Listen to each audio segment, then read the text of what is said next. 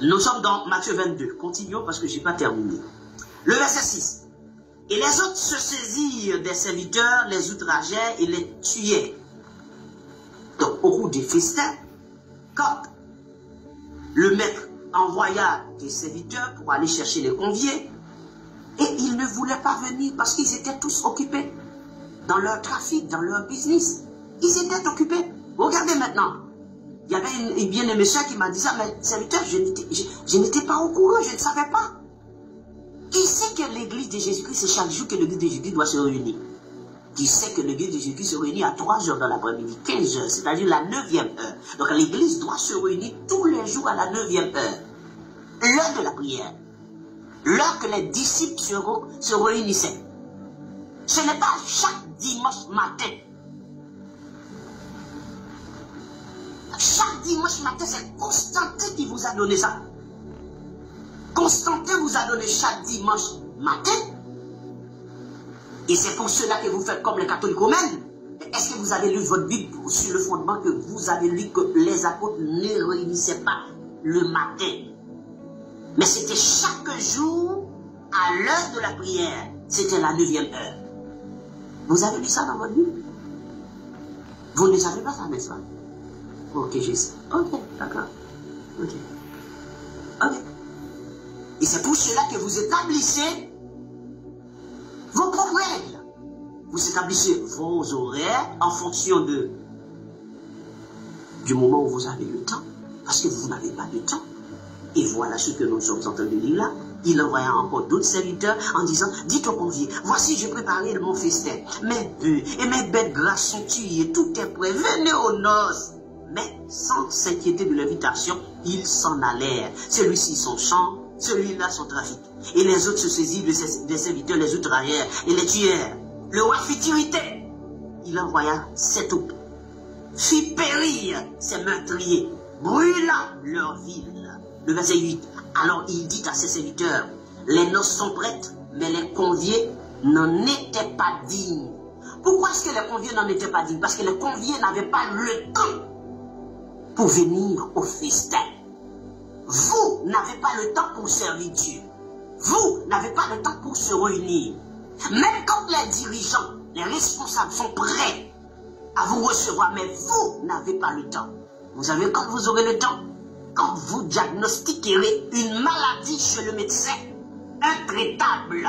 À ce moment-là, vous aurez besoin d'un sanctuaire. À ce moment-là, vous allez voir, à serviteur de Dieu, s'il pouvait y avoir un sanctuaire dans lequel je pouvais rester toute ma vie, comme dit David dans son 27.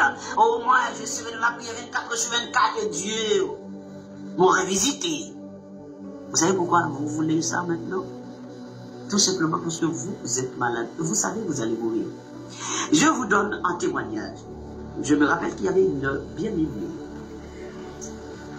Et c'est un témoignage. Elle m'avait dit,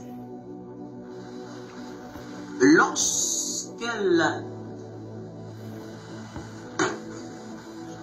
au cours de sa vie, elle avait un bon job, elle avait une belle voiture, elle avait environ 20 000 € sur son compte bancaire, elle avait un terrain où elle allait construire 8 appartements, et son mari, ça roulait bien.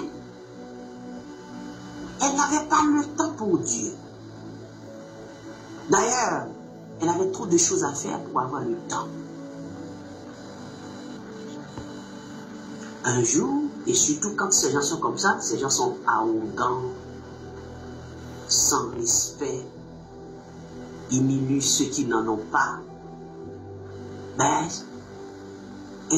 elle dit, quand elle passe avec sa voiture, c'est boum, boum, boum, boum.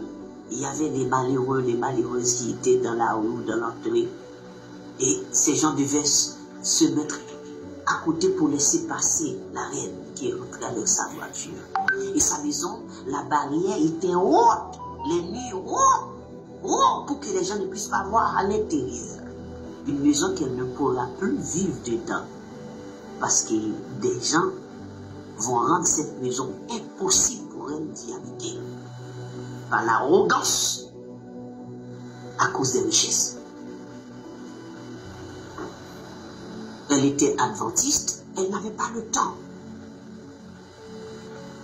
Un jour, elle ne se sentait pas bien. Et elle a été à l'hôpital pour se faire diagnostiquer. Et en arrivant, le docteur l'a consulté. On lui a fait une prise de sang. Et quand le moment était venu pour que le médecin puisse rendre son verdict, le médecin lui a dit, Madame, vous avez un cancer. Et vous voyez, quand vous arrivez à l'hôpital, la vie est belle, vous voulez une belle voiture, 20 000 € en banque, vous avez un terrain, vous allez construire 8 appartements et tout la flot pour vous. Et vous avez tout la flot. Dieu n'existe pas, vous n'avez pas le temps pour prier, pas le temps pour adorer. Quand vous voyez des gens qui prient, quand vous voyez des gens qui n'ont pas de moyens, pour moi, ce sont des gens qui perdent leur temps. Regardez là, ce monsieur-là, qui ne fait que parler de la Bible, de dire que les apôtres étaient pauvres. Là, je ne comprends pas. Moi, je mène une vie. Hey, mon ami, vous avez échoué sans même le savoir. Et bien, quand elle a appris qu'elle avait un cancer,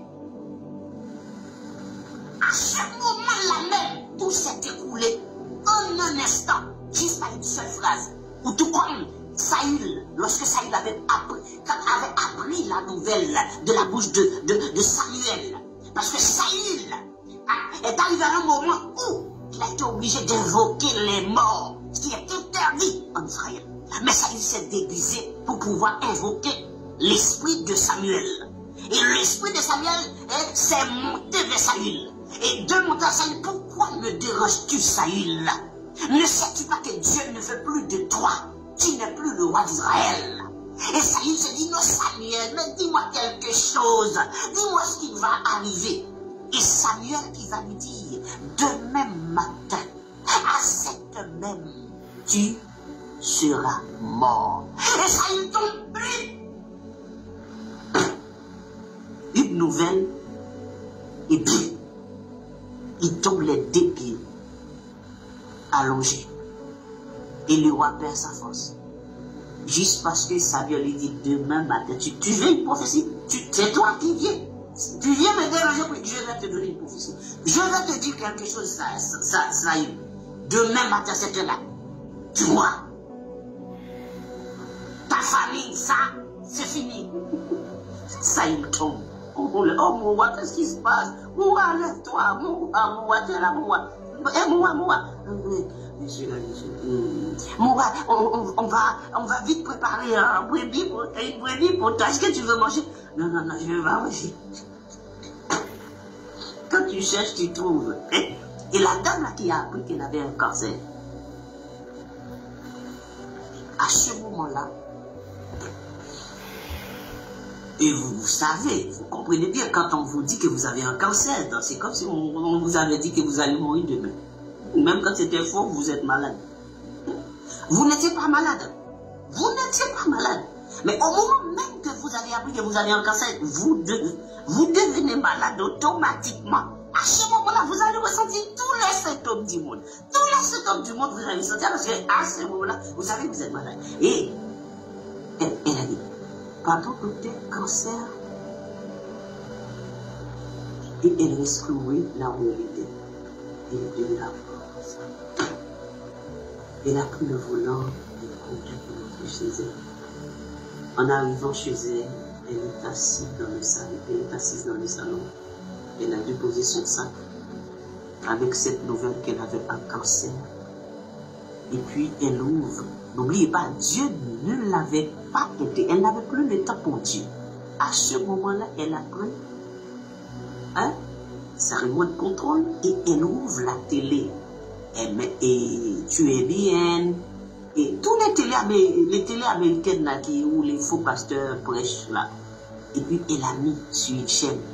Et puis il y a un faux pasteur qui dit, et le faux pasteur dit, quand vous n'avez pas le temps pour Dieu, Dieu peut vous envoyer un cancer afin que vous puissiez avoir du temps pour lui.